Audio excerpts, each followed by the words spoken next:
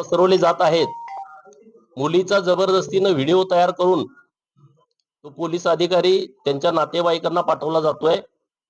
मी आता मुलीचे भाऊ, मुलीचे मामा, मुलीचे चुलते यांच्याशी चर्चा केलेली आहे. मुलीला वडील नाहीत. मुलीचं लग्न ठरलं होतं. मुलीचं लग्न पुढच्या 2-4 दिवसामध्ये होतं आणि अशा परिस्थितीमध्ये जबरदस्तीनं या मुलीचं अपहरण केलेलं आहे. आणि म्हणून मी आज भिगवणला आलोय. भिगवण पोलीस स्टेशनला भेट देणार आहे आणि हिंदू समाज सर्व संतापलेला आहे. तो एकत्रित आलेला आहे आणि हिंदू जन आक्रोश मोर्चाचं आयोजन केलेलं आहे. बाकीची सविस्तर चर्चा पोलीस स्टेशनला अधिकाऱ्यांच्या सोबत करून मी तुम्हाला सविस्तरपणे सांगेन.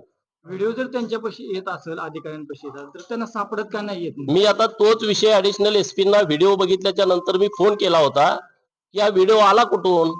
त्यांनी म्हटले की वेगळं ऍप त्यांनी वापरलंय, त्याच्याची लोकेशन दिसत नाही. त्यांनी पोलिसांना व्हिडिओ पाठवलं, नंतर घरच्यांना व्हिडिओ पाठवलं. म्हणजे त्यांचं धाडस वाढलेलं आहे किंवा त्यांच्या पाठीमागे कुणीतरी आहे, या मुलाला वाचवण्याचा कुणीतरी प्रयत्न करतोय असा त्याचा अर्थ होतोय. त्याचे चुलते इथले गुंड आहेत, प्रचंड त्याची दहशत आहे, त्याच्यावरती अनेक गुन्हे आहेत. माग हिंदू मुलींच्या अपहरणामध्ये पण तो आरोपी होता. काही महाराजांना मारहाण केलेली आहे. इथल्या मंदिरामध्ये ते कब्जा घेत आहेत, मंदिरातल्या मूर्त्यांची मोडतोड केलेली आहे. मग हे कसं काय असं होतंय? इतके दिवस का गप्प आहे पोलीस प्रशासन? वेगवेगळ्या गुन्ह्यामध्ये तो आरोपी आहे, माझ्याकडे लिस्ट आहे.